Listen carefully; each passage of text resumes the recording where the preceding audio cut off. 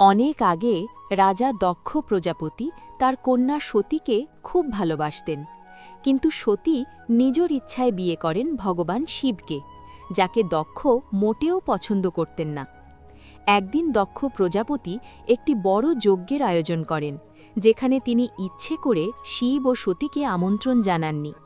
তবুও সতী বাবার বাড়িতে যান, কিন্তু সেখানে তিনি শিবের অপমান সহ্য করতে না পেরে যজ্ঞকুণ্ডে আত্মাহুতি দেন।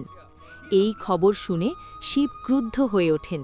তিনি সতীর দেহ কাঁধে নিয়ে তাণ্ডব নৃত্য শুরু করেন, যা পুরো বিশ্বকে ধ্বংসের মুখে ঠেলে দেয়।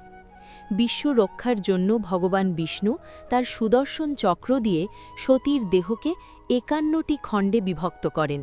সেই দেহের বিভিন্ন অংশ পৃথিবীর বিভিন্ন স্থানে পড়ে, যেগুলোকে বলা হয় শক্তিপীঠ।